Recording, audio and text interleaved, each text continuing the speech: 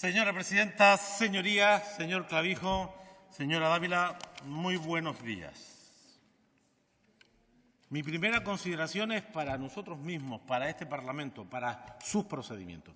No es razonable este procedimiento que seguimos para debatir las enmiendas a la totalidad. Se entregaron ayer a las 10 de la mañana. No es posible estudiar 3 enmiendas de la enjundia de las presentadas en tan poco tiempo. Dije en la Junta de Portavoces que debíamos llevar la aprobación del presupuesto a después de Navidades para dar tiempo a hacer las cosas bien hechas.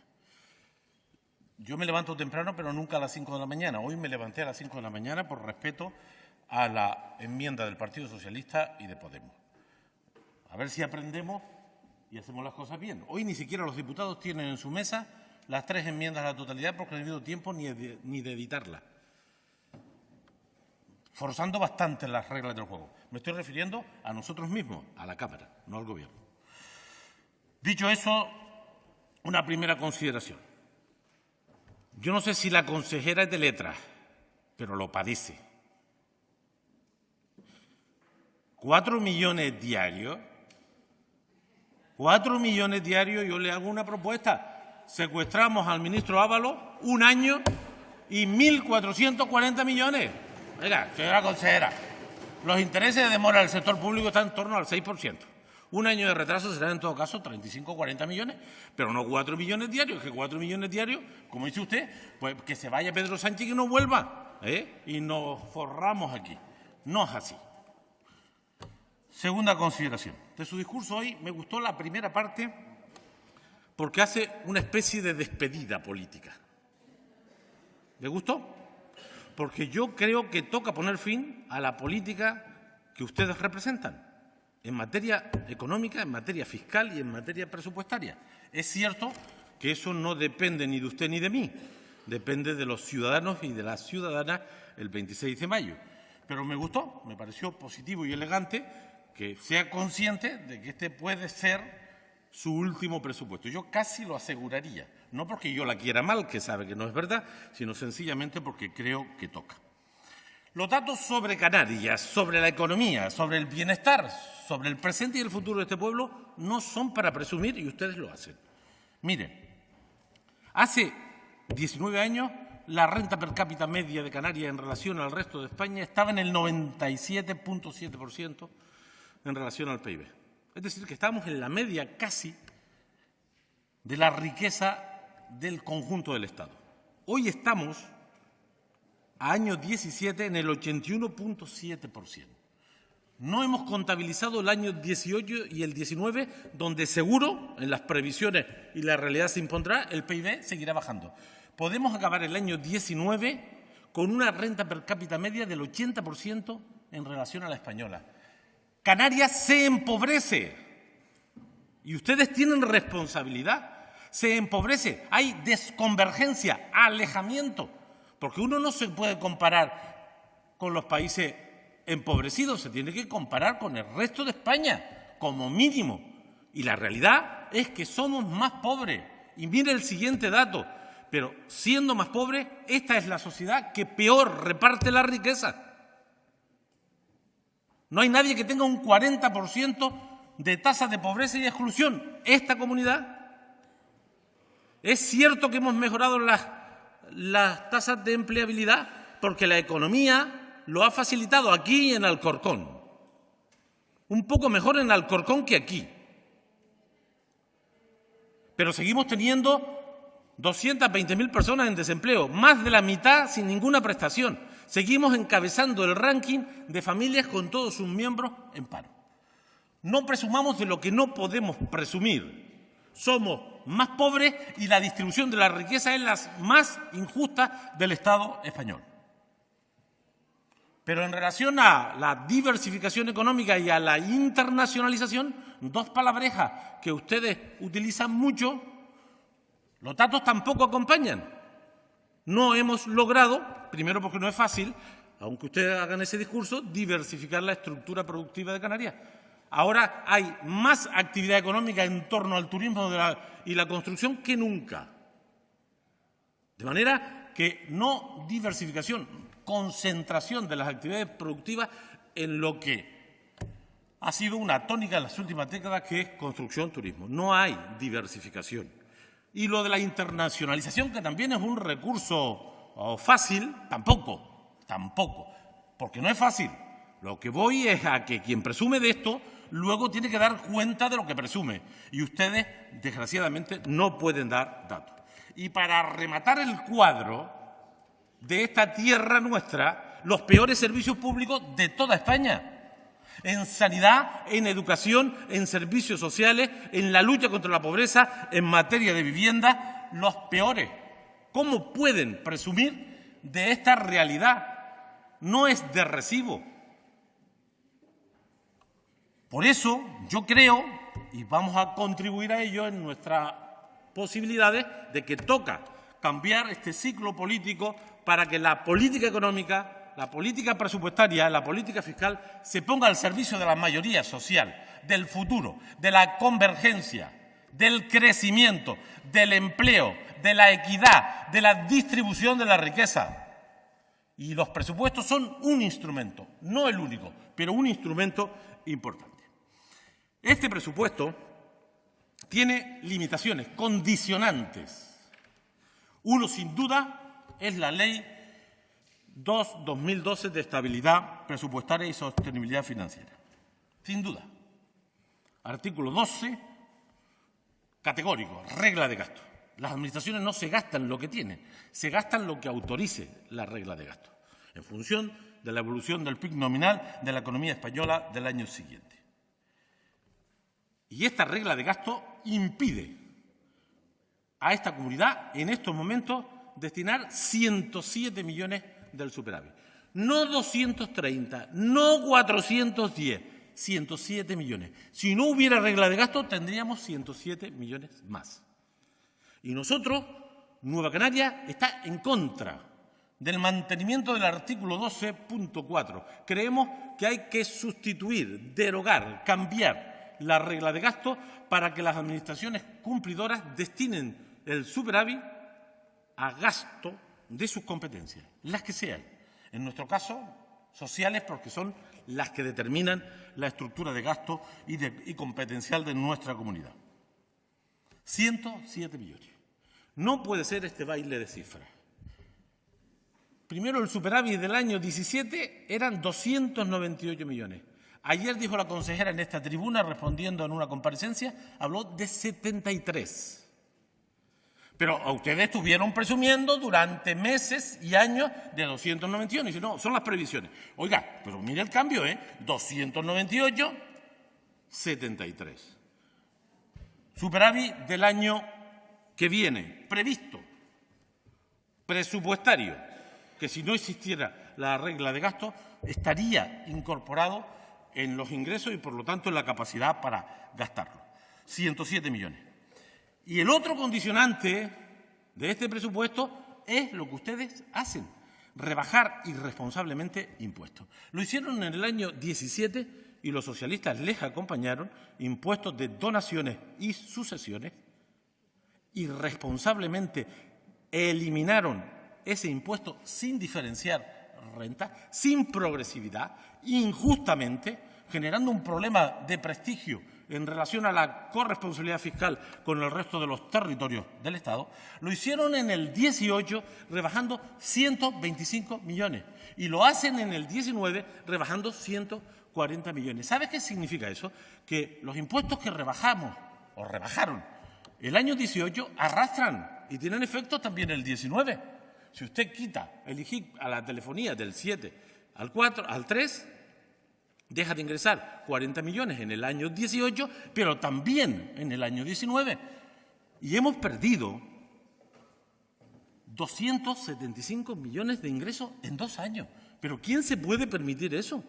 Los países ricos, las comunidades que están sobradas como Madrid, porque tiene una alta concentración de actividad económica y de ingresos. Nosotros somos pobres.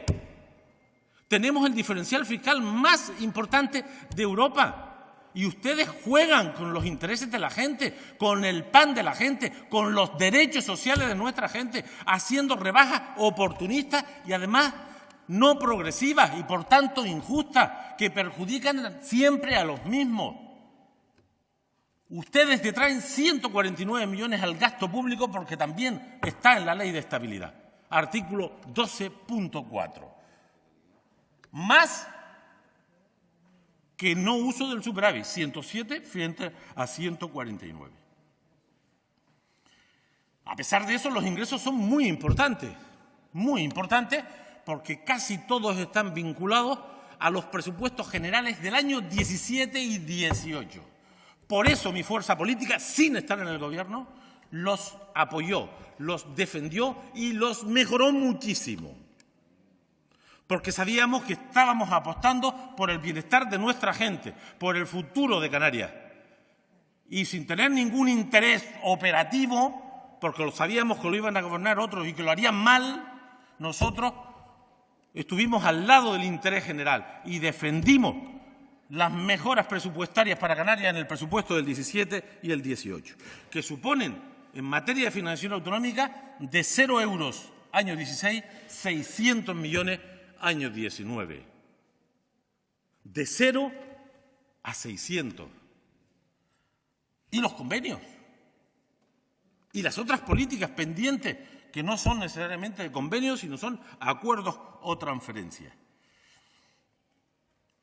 Por ejemplo, los 30 millones de pobreza, que será la única manera que tengan ustedes de salvar la cara en relación a la lucha contra la pobreza en este miserable presupuesto que dedica 0 euros a incrementar la lucha contra la pobreza. Pero qué insensibilidad, pero qué desprecio a los más necesitados, qué incumplimiento más flagrante del Estatuto de Autonomía que acabamos de aprobar. Léanselo. Se habla de lo que algunos venimos hablando durante años. Porque hay gente por su juventud que habla recientemente. Otros por los años hablamos de esto desde hace años. La renta de integración, la renta de ciudadanía está en el Estatuto. 23.1. Nada. Ingresos fiscales, un 7 y pico %. Pero rebajados por que ustedes han pasado del 7 al 6,5. Pero ¿con qué cara van a ir ustedes a defender cuando toque hablar de financiación, cuando se vean estos números con el resto de las comunidades que también tienen pobres, que también tienen parados, que también tienen necesidades? O el 0,5% del IRPF, miren el efecto del 0,5%. Pero hay que ser malos en los cálculos. Hay que ser malos. Vamos a ver. 0,5 para rebajar a las rentas hasta 12.000 euros y hasta 17.000 euros. Ahorro fiscal efectivo, memoria del presupuesto. 6,9 millones para el tramo 1 y 2, para los de 12 y 17.000 euros. 28,1 millones para los del tramo 3, 4, 5 y 6. Pero ¿qué cuento es este? ¿Cómo que no? Léase la ley de presupuesto, que esa es la primera condición. Leerse la ley, que hay gente que no se la lee. 28 millones para los tramos 3, 4 y 5 y 6 y solo 6,9 millones para los sufridores que estaban destinados a esta medida. Esas son sus medidas fiscales, las de las rebajas irresponsables de impuestos. Fíjense ustedes lo que han hecho ustedes del IGIP. El IGIP es el impuesto canario con más capacidad recaudatoria, porque no podía ser de otra manera. Va a bajar el año 19 en relación al presupuesto, a la previsión inicial del año 18. Entre otras cuestiones, ¿cómo no va a bajar? Si le meten ustedes un sajazo el año 18 y otro en el año 19, y además en el año 19 transfieren ustedes los recursos correspondientes a las corporaciones locales, ¿cómo no va a bajar? Vamos a tener un IGIC con menos capacidad recaudatoria a pesar de que la economía crece. Nosotros teníamos otra política fiscal y la aplicaremos cuando estemos en el Gobierno, si nos toca estar. Pero además lo haremos rápido y lo explicaremos bien y no perjudicará ni al crecimiento, ni al empleo, ni a nada de los cuentos que ustedes se inventan para justificar esta irresponsable rebaja fiscal. Nosotros recuperaremos progresividad en impuestos de donaciones y sucesiones. Nosotros incrementaremos el IGIC del 9 al 11, 9,5 al 11, del 13,5 al 15, porque son productos suntuarios, de lujo, que no son básicos. Nosotros recuperaremos el IGIC que ustedes rebajaron irresponsablemente de la telefonía porque no ha tenido impacto práctico. Nosotros no recuperaremos el medio punto del IGIC que ustedes han rebajado irresponsablemente, demagógicamente, para la gloria de una semana y luego pagamos las consecuencias durante años. Nosotros cuestionamos la bajada del IGIC al tema energético. Primero porque no es progresivo. Da igual que consumas mucho, muchísimo que poco. 0%. Además, la cantidad que ustedes han dicho, que son 12 millones de ahorro fiscal, entre 1.190.000 beneficiarios, no llega a 10 euros año. Pero además trasladan un mensaje equívoco a la ciudadanía sobre la lucha contra el cambio climático. Los costes ambientales se tienen que vincular a la fiscalidad. Lo hace Europa, lo hace España, lo hacen las comunidades. Y ustedes quitan al consumo, incentivando el consumo responsable, el IGIC a todo el mundo, no a los pobres, no a la gente que consume menos, también al Ciampar o al Corte Inglés o a los hoteles. Pero oiga, pero es que somos ricos, es que nos sobra el dinero. Esto también lo recuperaremos.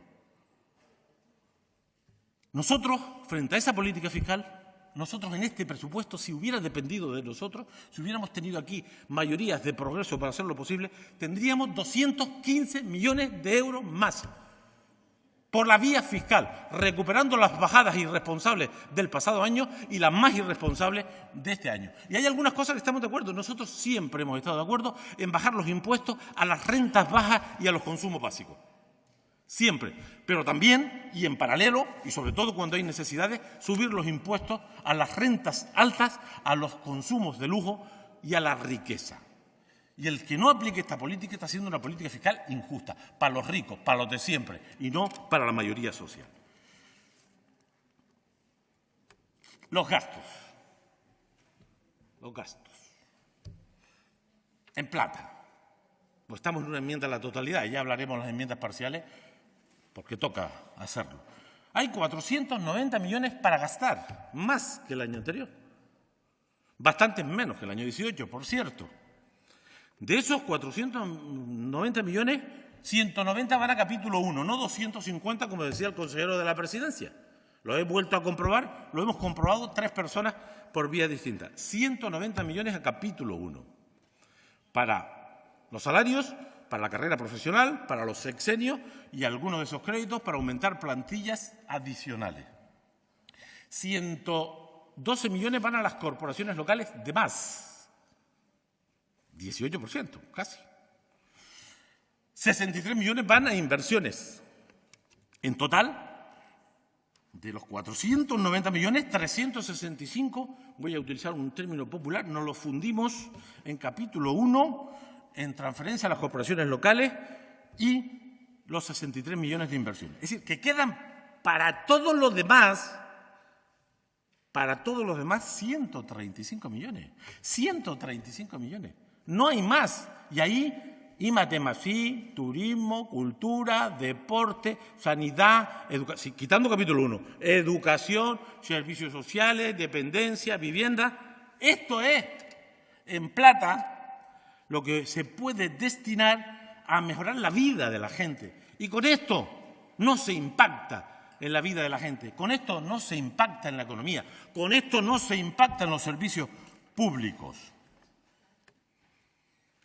Y además no utilizan una vía que a nosotros nos parece razonable. El ahorro bruto es muy relevante. Ingresos corrientes menos gastos corrientes es de 735 millones de euros. Y se los funden, 107 millones van al superávit por la regla de gasto y 628 van a inversiones. Pero miren ustedes las inversiones del próximo año, cómo se van a comportar. 1.077 millones de inversiones en el presupuesto. Nosotros estamos de acuerdo en las inversiones porque tiran de la demanda, porque tiran del crecimiento, generan empleo, sobre todo si uno es capaz de gastárselas, que en eso andan ustedes bonitos, ¿no? 177 millones en inversiones en el presupuesto en discusión. 429 millones que tiene que mandar el Gobierno de España sí o sí, porque no es ningún mérito mandar los cuartos a las leyes de presupuesto. Es un derecho, es una obligación. 429 y 109 de la sentencia de Paulino, pues podemos estar hablando de 1.615 millones en inversiones. Mire, yo no sé si ustedes llegarán al final del año 19. Yo creo que no. Pero ustedes no se gastan 1.615 millones en inversión, vamos. Ni aunque se dedicaran todos solo a esto. Ustedes serán incapaces, porque los ejemplos de ejecución presupuestaria de este año les retratan. ¿Qué hubiéramos hecho nosotros? Nosotros no hubiéramos destinado todo el ahorro bruto a las inversiones, teniendo un pueblo pasando miseria, teniendo servicios públicos depauperados, en crisis. 10 minutos más, señor Rodríguez. 300 millones del ahorro bruto lo hubiéramos colocado en las políticas sociales, porque tener 1.300 millones en inversión es una cantidad muy importante, difícil de ejecutar, muy difícil de ejecutar. Pero a nosotros no nos sorprende esta orientación del presupuesto porque la derecha es así como ustedes. Esto pasó con el ITE. Cuando se recuperaron, que era de justicia, los recursos del ITE, algunos en esta tribuna defendimos ese dinero para la gente. Primero porque era dinero de la comunidad autónoma, de todos los canarios. ¿Y ustedes para qué lo han utilizado?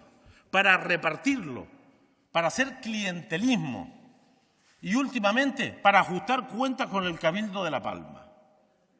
Porque eso es lo que hacen ustedes. Cogen las perras de todo, las colocan donde creen que les conviene a ustedes, no a Canarias ni a su futuro. Le hace Mogán o San Mateo, por utilizar una isla que tiene mucho que ver conmigo porque nací por allí, o ahora para ajustar cuentas con el presidente del Cabildo de La Palma o con los palmeros con el tema. Para eso utilizan el dinero. Ese dinero debió dedicarse, porque entonces estábamos en una situación de más necesidad, a la ciudadanía, a los servicios públicos. Pero entonces el presidente decía que era improductivo invertir en los servicios públicos y que había que hacerlo en asfalto y en farolas.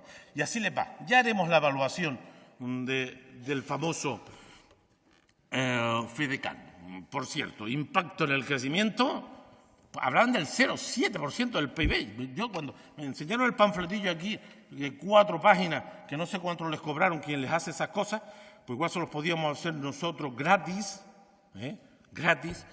Ese panfleto que ustedes presentaron aquí, hablaban del 0,7% del crecimiento de la economía canaria gracias a los 160 millones del FEDECAN. Es que el papel aguanta lo que le echen, y sobre todo ustedes. Nosotros ingresaríamos, si tuviéramos el poder político democrático de turno, 215 millones en recursos fiscales, recuperando las rebajas irresponsables y manteniendo las que estamos de acuerdo, porque nosotros estamos de acuerdo en bajar el IGI a los alimentos básicos. Por eso casi todos los alimentos están en el 0% desde hace mucho tiempo. Solo quedaba el aceite y los panes especiales, que son nuevos. Antes no había panes especiales cuando nosotros teníamos menos edad. Y eso estamos de acuerdo. Estamos de acuerdo en bajar el IGI a los consumos sociosanitarios, etcétera. Lo ideal sería que los servicios sociosanitarios públicos funcionaran. Pero los que los tengan que pagar, que no paguen el IGI. Pero eso es una cosa, y otra es esta fiesta fiscal, esta irresponsabilidad que quita recursos y derechos a la gente y que nos debilita. Recuerden esta afirmación, la he hecho una cuanta vez. Nos debilita sobremanera cuando tengamos que discutir la financiación autonómica. Yo, los quiero, no estarán, espero que no estén, porque esto, si no lo corregimos, no se puede defender. No se puede defender que los pobres de Alcorcón paguen la energía eléctrica al 21% del IVA y los ricos de aquí al 0%. ¿Cómo se defiende eso? ¿Cómo se defiende eso? Yo no sé defenderlo y alguna habilidad dialéctica he adquirido con los años. Nosotros, 215 millones más de recursos fiscales, porque eso es el autogobierno. Eso es el autogobierno. Utilizar tu capacidad fiscal para resolver los problemas a tus gentes. Y yo hubiera hecho otra distribución del ahorro bruto para destinarlo a lo más necesario.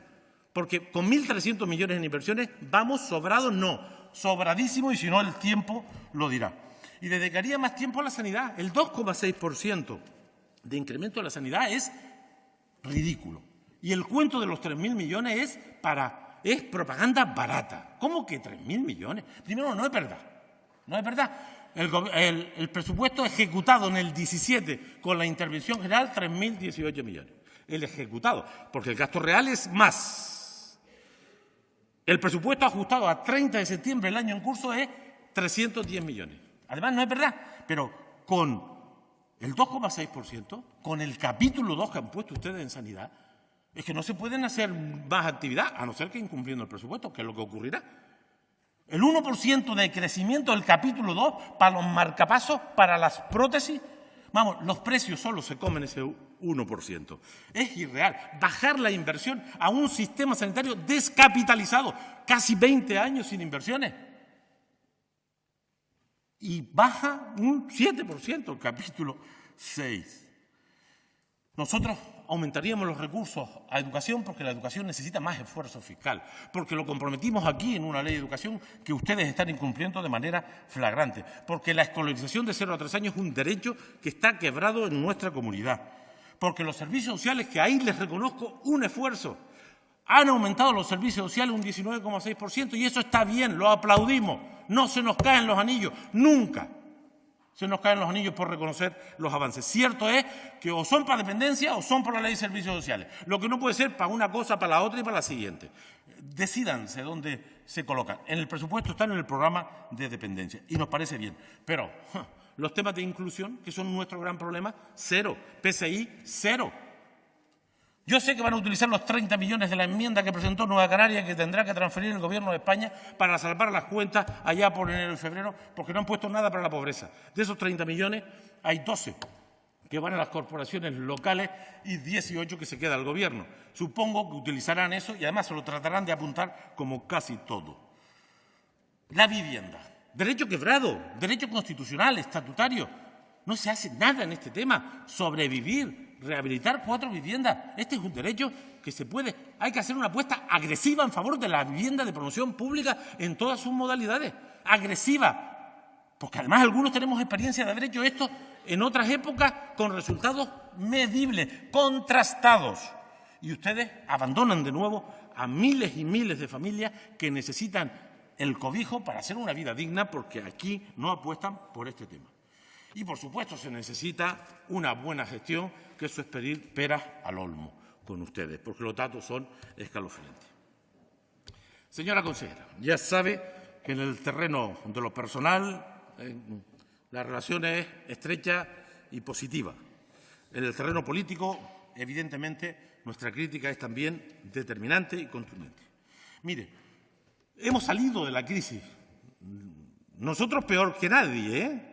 Insisto, el crecimiento de la economía canaria este año y el próximo estará sensiblemente por debajo de la economía española y los últimos años también. 14, 15, 16, 17.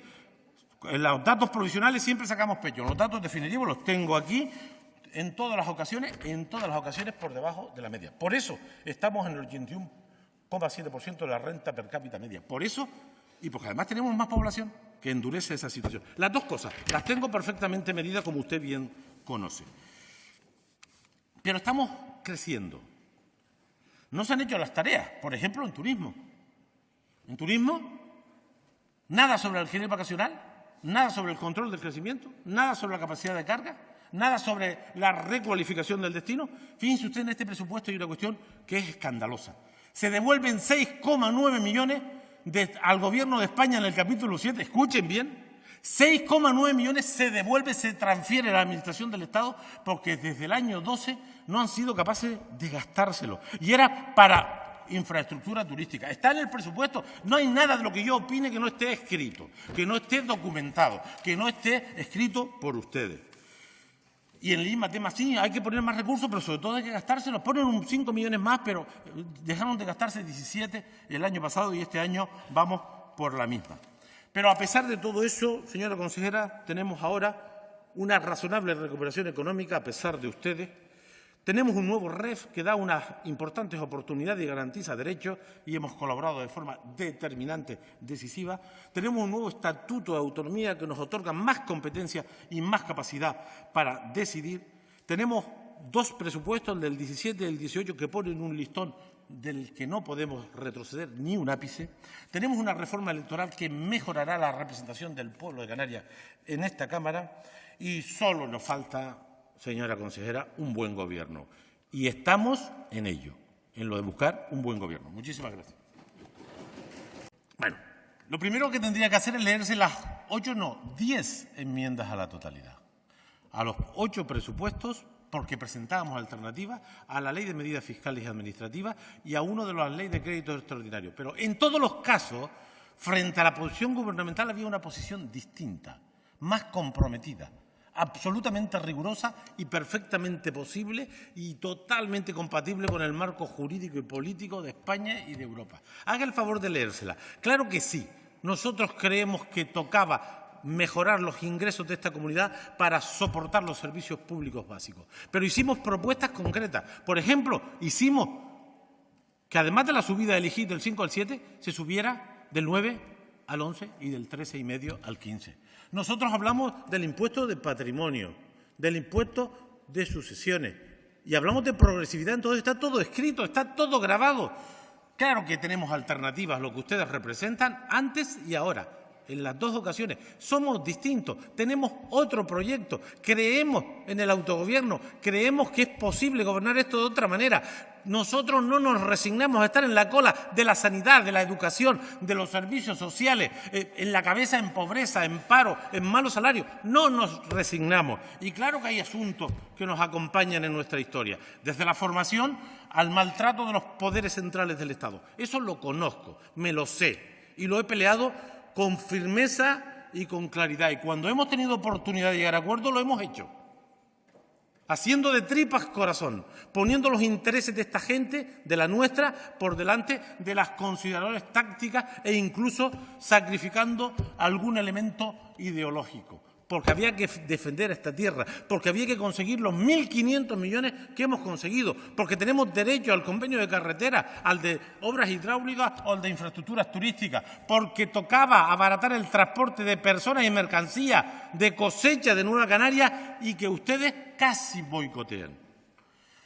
Los socialistas no estaban en este cuento, ¿eh? ¿Cómo se ve? Usted le sale el rejo antisocialista cada vez que tiene la menor oportunidad. Esto lo discutimos con Rajoy y Soraya Sáenz de Santa María. Los socialistas andaban en otros líos.